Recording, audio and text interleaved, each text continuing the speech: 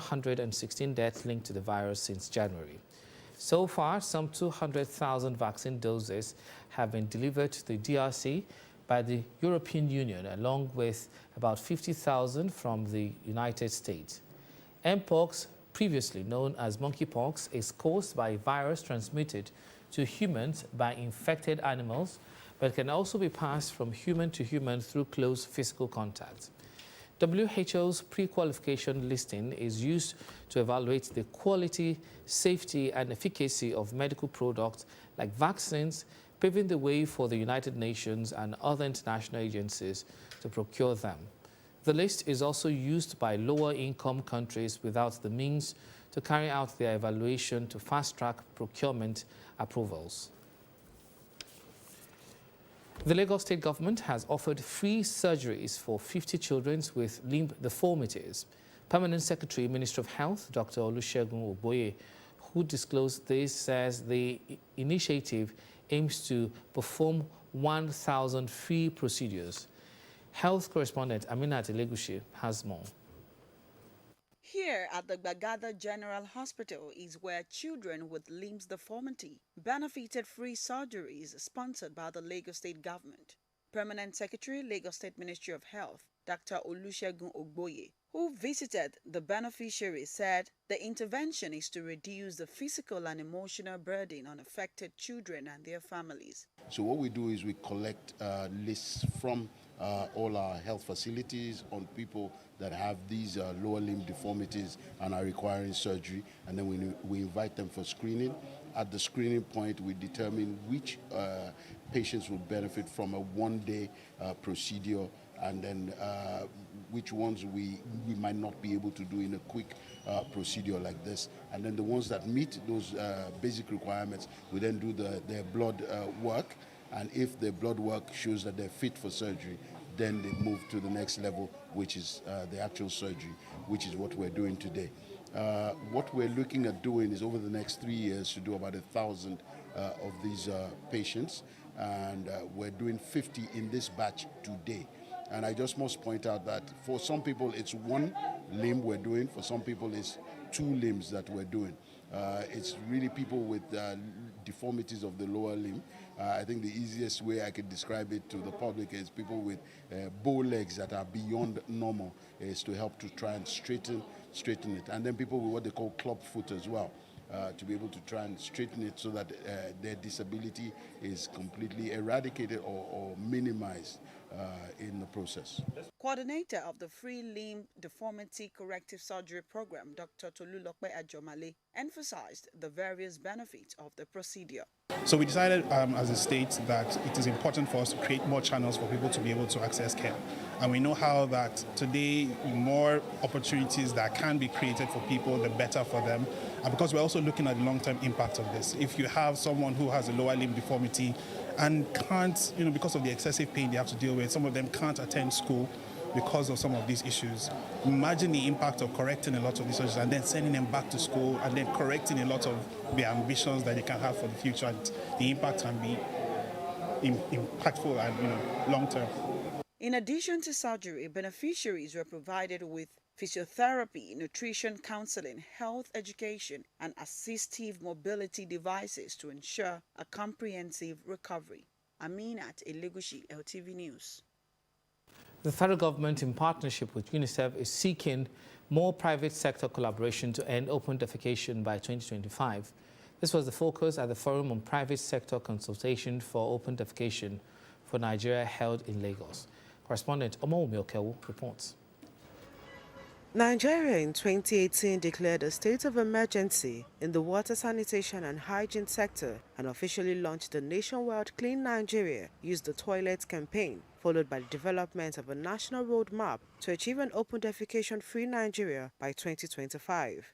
About 5 years later, the figures have not changed significantly, as a report by the WashNom in 2021 states that about 48 million Nigerians still engage in open defecation and about 23% of Nigeria still lack access to basic water supply. To further drive this message and attain its goal of ending open defecation by 2025, the federal government, in partnership with UNICEF, is engaging the private sector to come up with solutions. And to place an advocacy whereby funds can be generated and full into the WASH sector, because WASH is a global issue which we feel that we must put our hands together to ensure that we provide a cleaner and prosperous environment. The thought of this open defecation is not a palatable news, because for me, when you talk about all these diseases, waterborne diseases, water-related diseases, those are the issues that come up that as a result of open defecation practice. And it's not good for human health, it's not good for public health. Events such as this one, in consultation with all key partners to expand the scope of nationwide efforts, are hugely important. Several people have said it, we can't do it alone. The Nigerian government cannot do it alone. Development partners cannot do it alone. Private sectors are needed at the table. Establishing about 9 million naira investments in the private sector say open defecation is achievable with the building and maintenance of proper sanitation facilities in the country. The private sector can do a whole lot that the government can't do and that the NGO and development sector can't do, in terms of helping small businesses to really access loans. For example, to build up toilet businesses, they can help to build toilets themselves, but also public toilets, particularly in urban areas, are really needed. Discussing with UNICEF and the Federal Ministry to identify these opportunities. From this session today, we will identify some opportunities, we'll identify some locations to start some test projects. But you should understand that investment doesn't just come easy.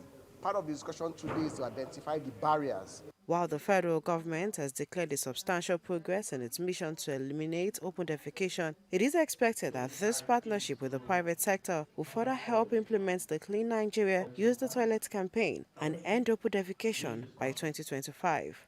Omoumi Okewu, LTV News. Thank you, Omoumi. The Lagos State government has mandated financial institutions to demand for Environmental Impact Assessment EIA certificate before funding any project in the built environment or other sectors.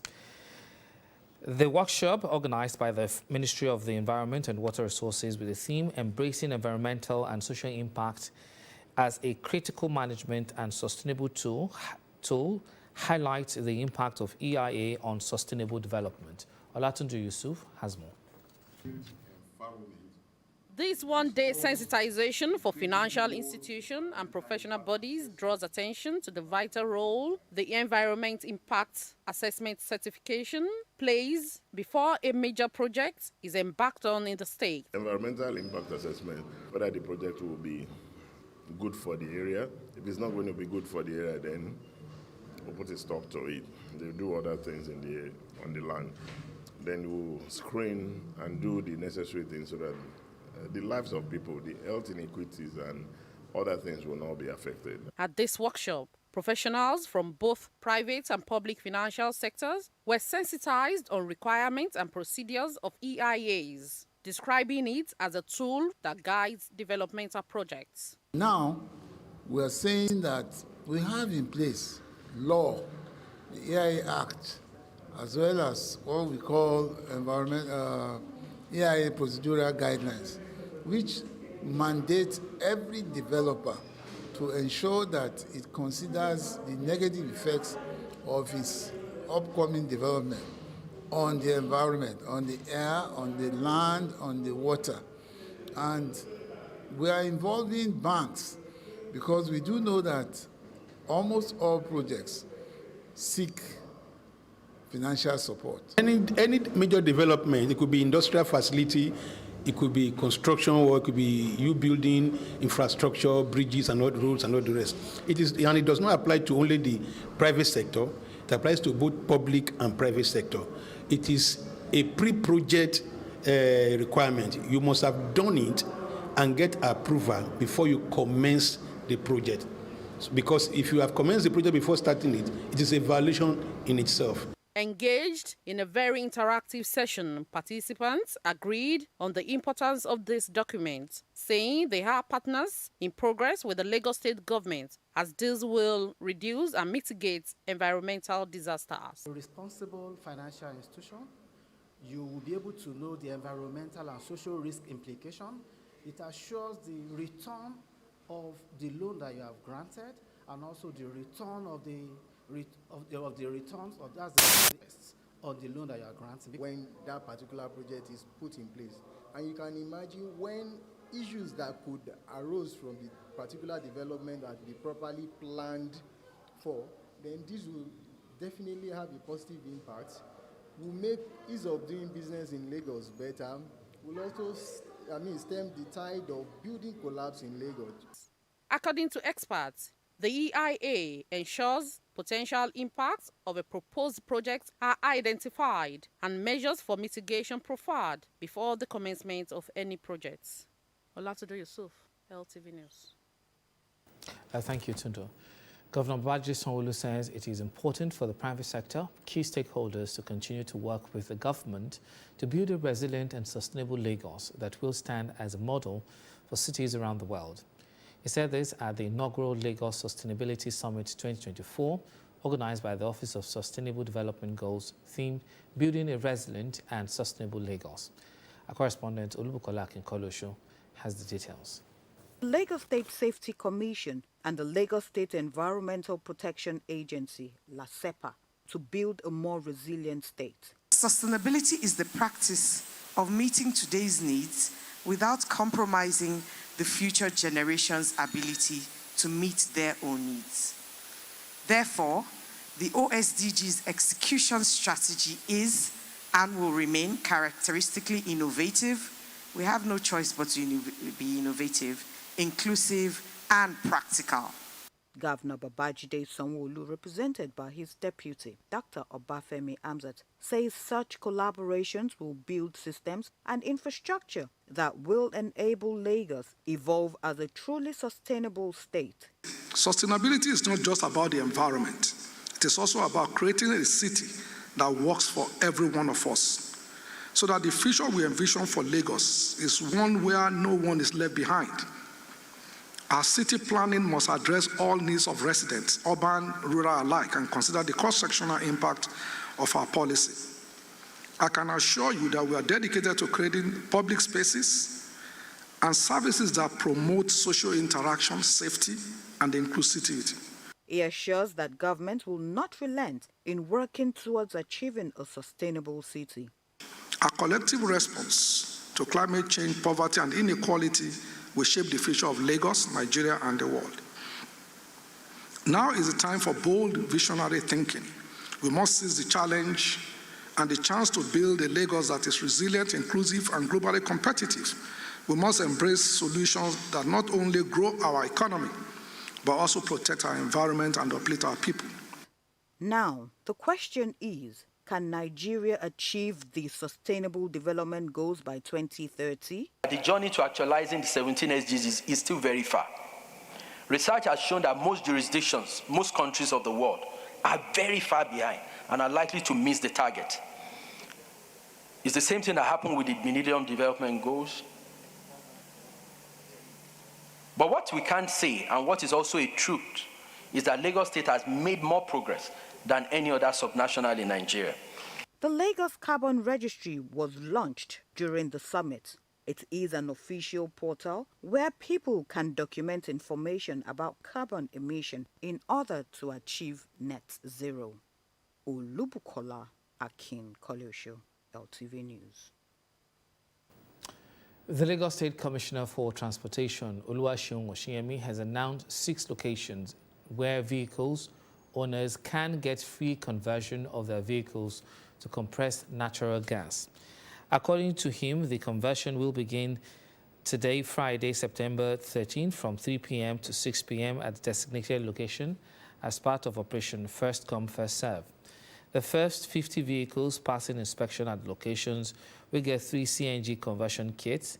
This allows refueling at 230 naira per SCM of CNG at NIMCO stations, offering saving savings compared to petrol.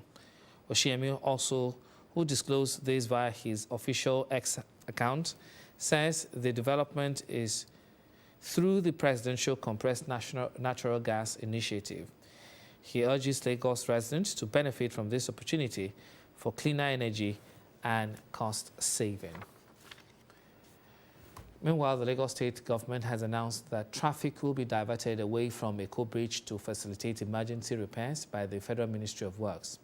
The State Commissioner for Transportation, Oluwaseun Oshiemi, announced that the repairs would be carried out in 4 phases, during which the bridge will be intermittently, fully or partially closed, depending on the work schedule.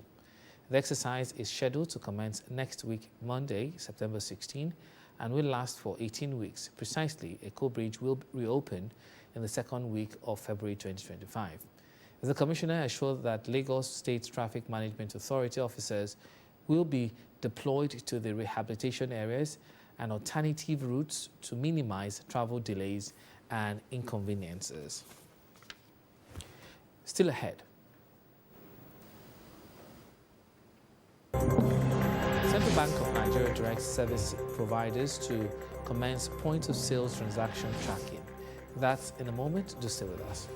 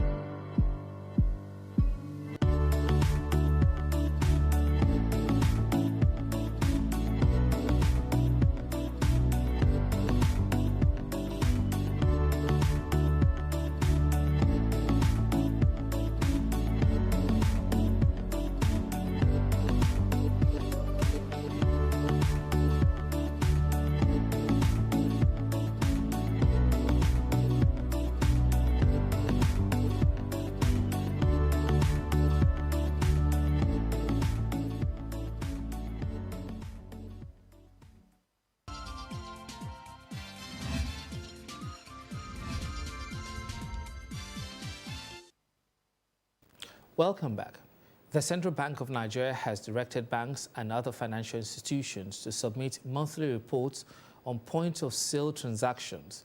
This move aims to enhance monitoring and regulation of electronic payment channels. In a circular to all payment service providers on connectivity to payment terminal service aggregators, the Apex Bank handed a 30-day deadline to PSPs to regularize with payment terminal service aggregators. The CBN's directive requires banks to provide detailed reports on POS transactions, including volume and value of transaction, to ensure compliance with regulatory requirements. Banks are expected to comply with these directives to avoid sanctions. The CBN's move is part of efforts to strengthen Nigeria's payment systems and ensure a stable financial sector.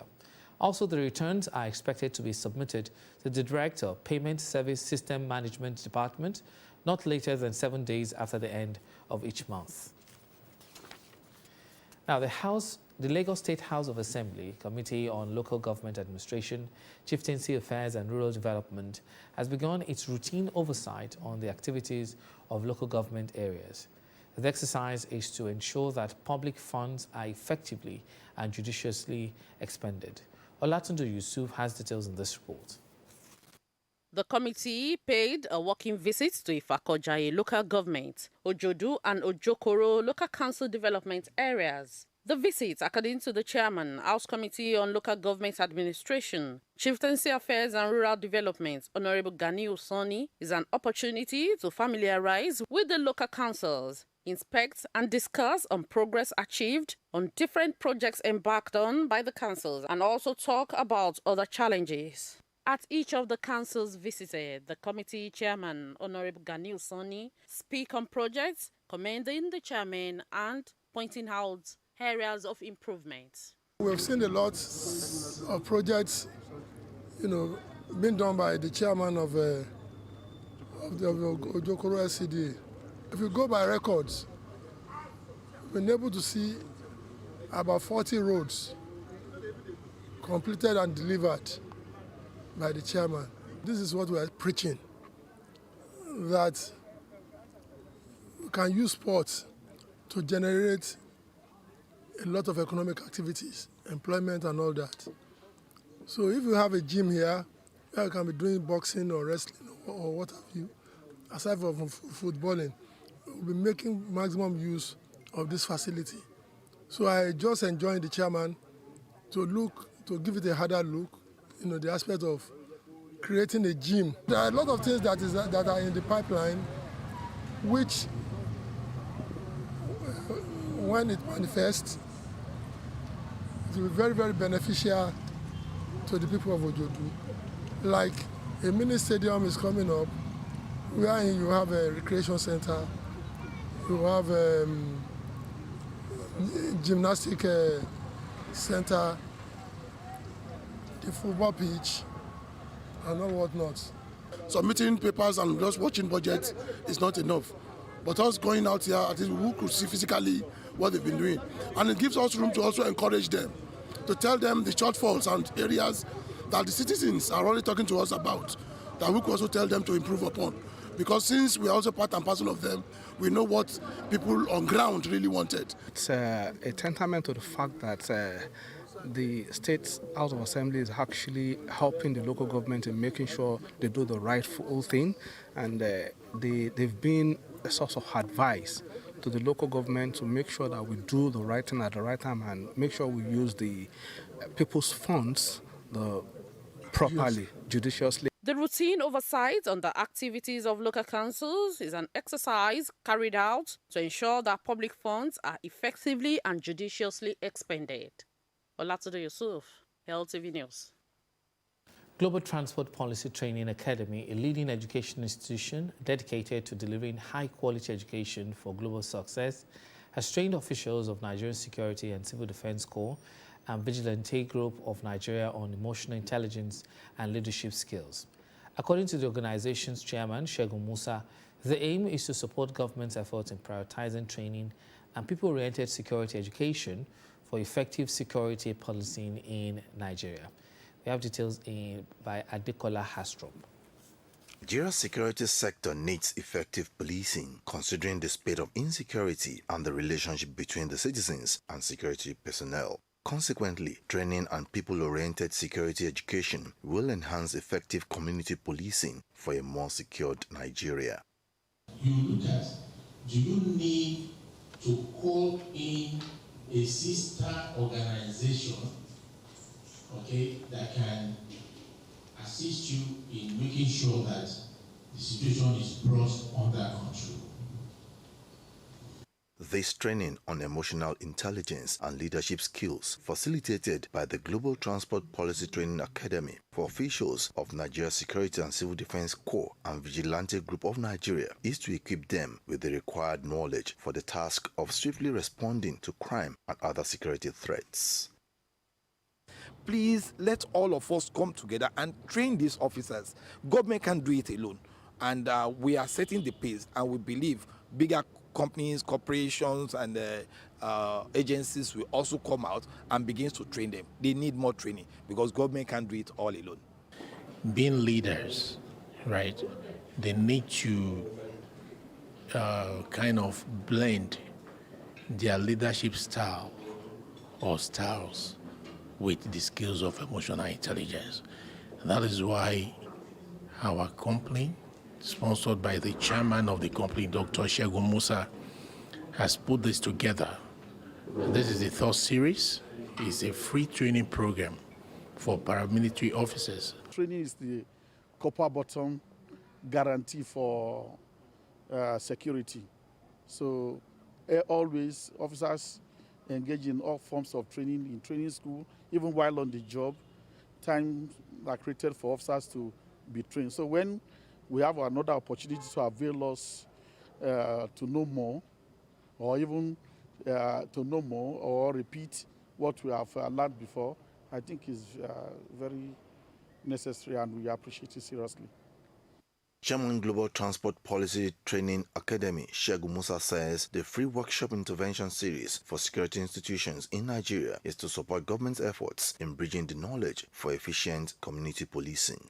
We are looking at how they can coexist and work harmoniously in such a way that we improve our security efficiency in this country. What government needs to do is to ensure that whatever they do, they create more synergy, they create an enabling environment for them to operate. Once the enabling environment is there, you get the best out of all these officers. I believe we have the best in the world, but we need to give them more encouragement, and that's what we've started.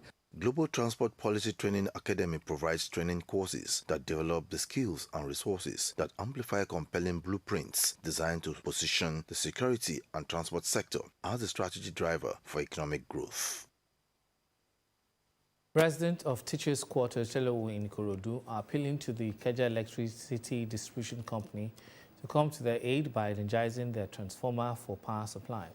They claim that a lack of stable power supply has brought setbacks to social and economic activities in the area. Ikorodu Bureau Chief Adeshegun Igop reports. The Exclusive Community Development Association in Selewu Teachers Quarters, Igbogo Bayeku, are crying out to the Ikeja Electricity Distribution Company to energize their newly installed transformer for the supply of power to their community. They claim to have written countless letters and made many telephone calls. The transformer has not been functioning, and immediately after the provision of this transformer, the contractor swung into action, did everything required, and installed the transformer. But till this present moment, what is left is a DT meter.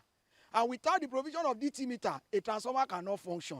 So we are now calling on Ikeja Electric to please kindly provide a DT meter. Since the transformer has been installed here, it has not been working, and the thing has really been affecting us.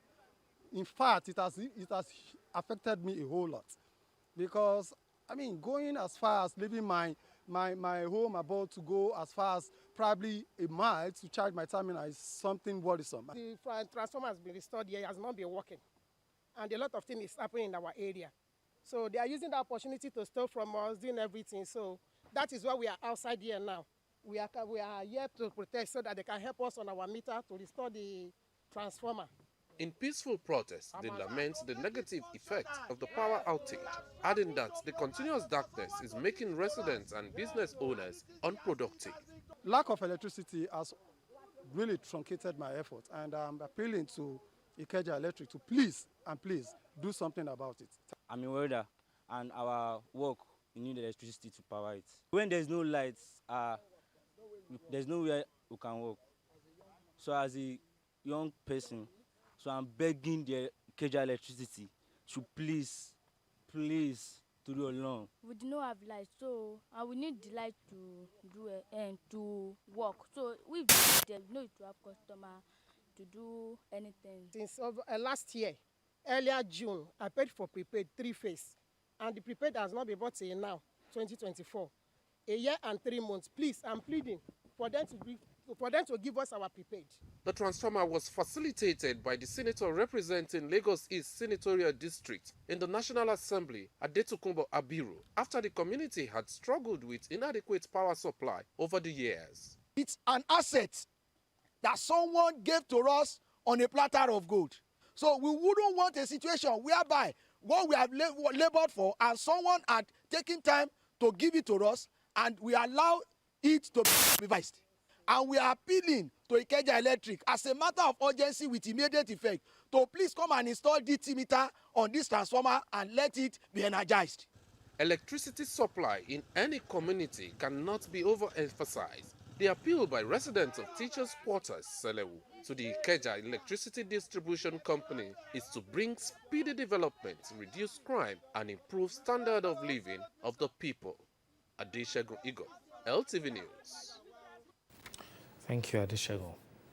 The remains of Barrister Abayomi Mukaila Tijani has been laid to rest with a call on people to be good at all times and make meaningful impact in their sojourn on earth. Our correspondent Adekola Hastro brings details of the final rites of the All Progressives Congress Party chieftain.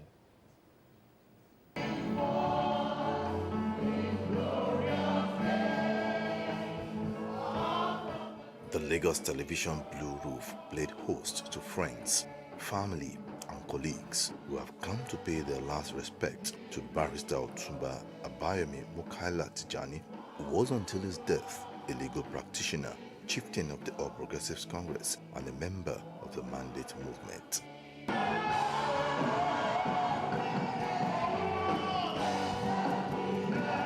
Apart from him being the secretary to the local government twice, he was also a party member, a loyal party member.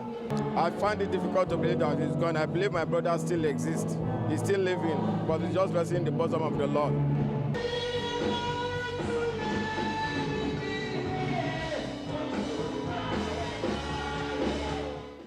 At the farewell service tagged Celebration of Life, Reverend David Abodere, who prayed that God grants the departed eternal rest, enjoined the people to live a life of selfless service, exemplifying Jesus in their day-to-day activities. Yomi Tijani, sleep on in the bosom of our Lord Jesus till we meet, till we see again in the resurrection morning. Good night. Leading the legal community, Chairman Nigeria Bar Association, Lagos Branch, Oluseyi Olawumi, described Otumba Tijani as an engine room of the branch whose death has created a large vacuum. I don't want to believe that the man is no more, because I know that his memory will live and lingers with us. Mr. Tijani, oh my goodness, he's a fantastic man. We miss him so much. We miss him.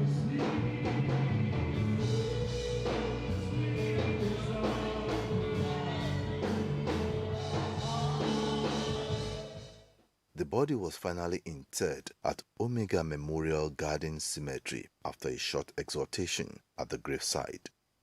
Son of the deceased, Toby Tijani, described his late father as a dependable man. He was the greatest of men. He was an amazing human being. He was the greatest father. At the end of the day, I just thank God for his life, and I just thank God for the fact that I had the opportunity to be in his life, just like he did mine. He's a man of the people. He's a man with a kind heart. He's a man that does not want to see anybody sad around him. He will make you laugh. He gives all. He uses his contacts, connection for people, for his friends, without being envy of them. Abayomi Mukaila Tijani, popularly called Man of God, was born on the 13th of September 1965. He died on the 16th of August, year 2024, after a brief illness at the age of 59. He is survived by wife and children. May his gentle soul rest in perfect peace. If you're just joining us, you're watching Lagos Television News at 8. Coming up, federal government meets marketers and traders to address market price fixing and other unethical practices. That's some business news. To stay with us.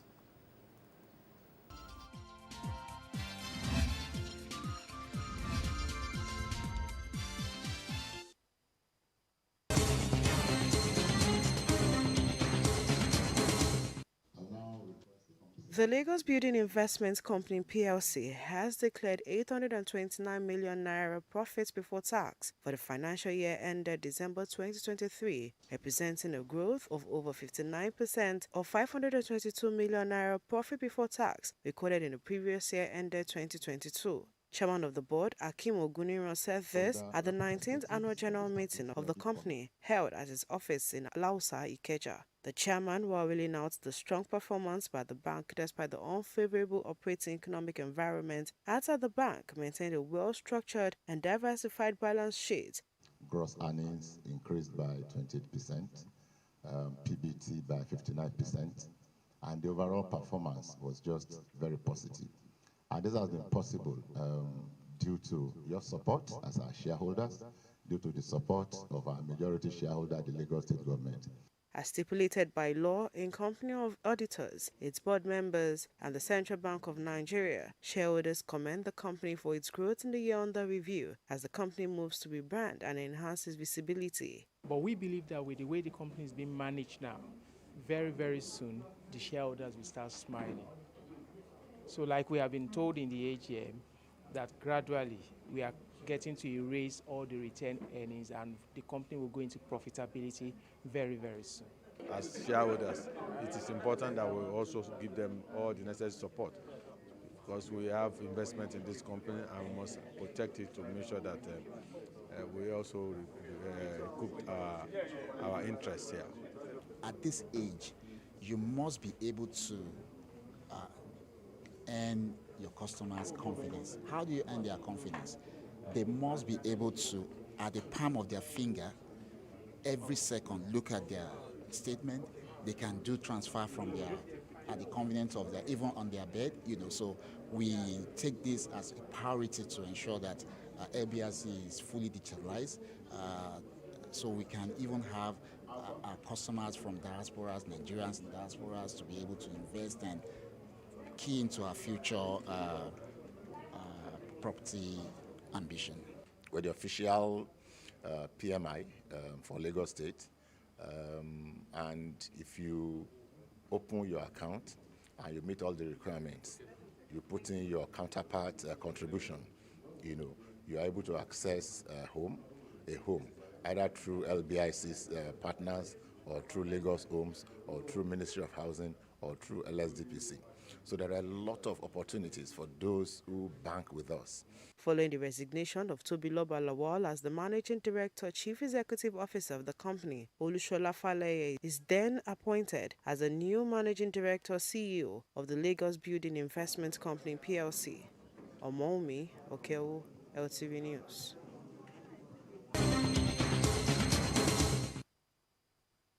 On August 29, 2004, the Federal Competition and Consumer Protection Commission gave traders and other market stakeholders involved in exploitative pricing a 1-month moratorium to reduce the prices of goods. This move is to reduce the unwarranted increase in food prices. The Lagos Stakeholders Meeting is a follow-up of that directive. In attendance are captains of industries, leaders of market associations, transport operators, and service providers who are deliberating on the factors responsible for the continuous increase in prices of goods and services. Chief Executive Officer of the Federal Competition and Consumer Protection Commission, Tunji Bello, states that the engagement was driven by the Commission's alarming discoveries from a nationwide survey. We are here gathered today to address an issue of critical national importance, which affects everyone and which everyone is, of course, also talking about. It is the growing trend of unreasonable pricing of consumer goods and services across the country, on the one hand, and the unwholesome practice of market associations engaged in price fixing on the other hand. So we are not here to talk about price control. We don't have the power for price control. We are here to engage you we are here to talk about fair pricing in the market. Other government agency bosses speak on why there has to be synergy between government agencies and the market stakeholders. All stakeholders must be brought together. When they are brought together and we sit down together and talk about this issue of prices, and I can assure you also that the Lagos State government, ably led by Mr. Governor Babajide Olushola Sanwo-Olu, has done a lot in respect of this. For example, I'll talk about the food discount market, which most of us are aware of. Is the supporting communities with affordable food, and this happens every Sunday. This is a way of ameliorating the sufferings of the people. A key fear is replacement cost. If I sell at this price, by the time I go back to the store, will I still meet the old price? So that is a fear that traders usually have. But if economic indices, if they stabilize, I know that there is not likely to be any sudden change in prices when you are replacing your stocks. People are likely to be less panicky about prices. While acknowledging the current harsh economic conditions, the Iyaloja General of Nigeria encourages traders to demonstrate empathy in their interactions with consumers. In terms of logistics, some markets, some traders are helpless, but we always emphasize it at our meeting, Tuesday's meeting, that we need to be considerate. Not around this time, even if we have been getting 50% profit on our businesses or products in the past, this time around that the situation is tense and bad within the country, we have to ensure that we get minimal profit on our commodity. If all stakeholders in the food business collaborate and understand the plight of every Nigerian, especially with the current economic situations, just maybe the increase in the market value of food products may be reverted. Olubukola Akin Kolusho, LTV News.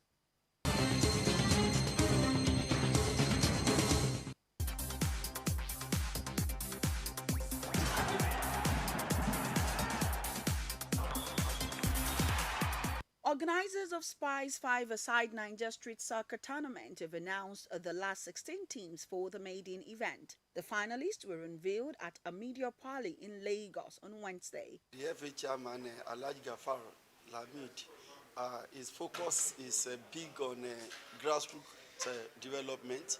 He's done so much competitions within the period that he's been elected as chairman. And this also key into the kind of program you like to do. The flagship tournament commenced early this year with a series of activities that culminated with the divisional qualifying round that saw over 40 matches decided. The teams cut across the 5 divisions of Lagos, with more than 400 players participating in the qualifiers that produced the finalists. The team are ASD FC, Angsod FA, All Saint FC, Two Arts FC, Oladujoye FA, Diamond FC, The Porters FA, and Owibesebe FC. Others are Super Angels, Perkins FC, The Alphas, Top Rocks, Zion FC, White Tigers, Yahweh FC, and VVD Football Club. We can see that there are talents, mention names of strikers, mention names of midfielders, and I think for sport administrators, for clubs in Nigeria, even in Lagos, this is an avenue for them to scout and look for more players to come on board to play professional football in Nigeria. Tournament director Dr. Bankole Alibe says the Spice 5-a-side competition is designed to set a new standard in youth empowerment and human capital development through sports, especially football. It is to create a total system whereby we are not just asking people to come and play for a moment. What we're trying to do is to ensure that they play the tournament, they have the win money, they get the right mentorship, and we also create local leagues at street level, at division level, at local government level, so that we can begin to crop players and differentiate people who are just passionate from people who are skilled, and at the back of that, create an ecosystem whereby we can begin to trade players, actually, like it's been done all over the world. He added that the tournament will foster teamwork, promote physical fitness and social inclusion at the community level. I never expected a whole lot of things. The organization, the whole thing, it was top notch. I loved it, and the fact that I came out as SB scorer, it was even more of an honor to me. And all thanks to my teammates, and all thanks to Spice 5-a-side. The high point of the media party was the unveiling of a popular on-air personality, Ezogo Chukwudi, known as the first ambassador of the Spice 5-a-side Street Soccer Tournament. This is a project that is dear to my heart, and it is because it is one that would impact the lives of young people. If you look at Nigeria's population demography, there are so many young people. In fact, nearly 70% of Nigeria's population are young people. And when you have these young people who you can channel their energy into something productive, a project like this would give them that opportunity to showcase their talent and let the world see that God has imbued in us great potential. The last 16 draw and the unveiling of future events will hold on November 2nd, while hostilities begin in the round of 16 on November 9. So, Canelo Alvarez says he wants to show everyone he is still the best when he faces Edgar Berlanga in Las Vegas on Saturday. Flyweight world champion Alvarez will put his WBO, WBA, and WBC super middleweight titles on the line. The Mexican boasts a record of 61 wins, 2 draws, and 2 losses. Berlanga, born in New York and of Puerto Rican heritage, is yet to lose in 22 professional fights. The 27-year-old's last trip to the ring in February ended in victory against the Belfast fighter, Padraig McCrory. Alvarez is aiming for his 5th successive victory following defeat against WBA light heavyweight champion Dimitri Bivol in May 2022. Saturday's bout takes place at the T-Mobile Arena on the weekend leading up to Mexican Independence Day. Matchroom promoter Eddie Hearn, who promotes Berlanga, believes his fighter has an underrated IQ and is the most determined and most confident challenger.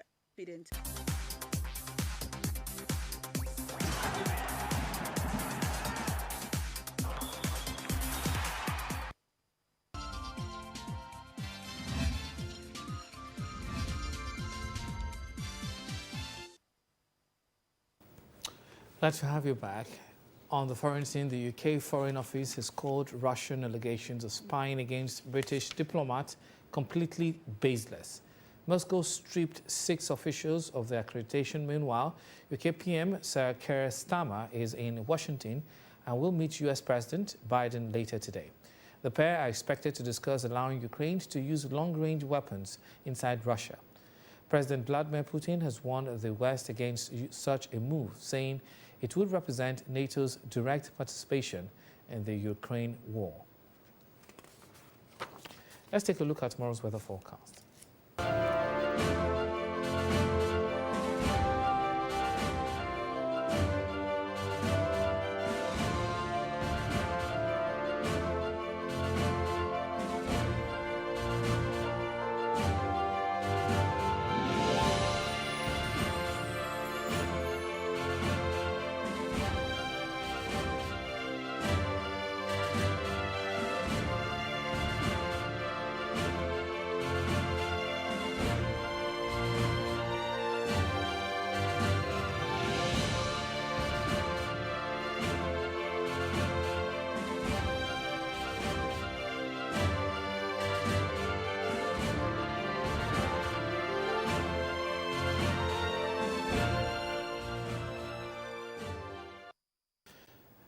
Before we go, a quick look at our major stories. The federal government has commenced free compressed natural gas conversion for vehicles at 6 locations in Lagos State.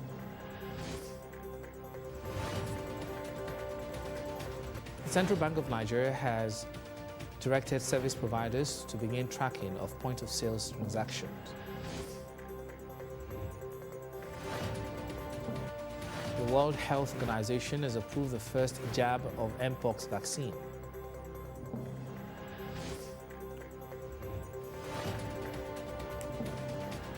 On the foreign scene, we told you that the United Kingdom has rejected Russia's spy claims as Starmer prepares to meet Biden in Washington.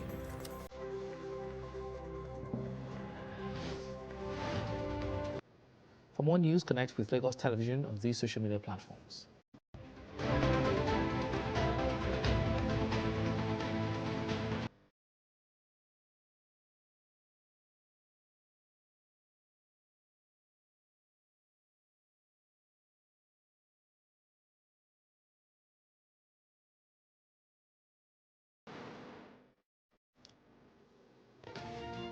Our pattern shot tonight. Knowledge is power. Sharing knowledge is the key to unlocking that power.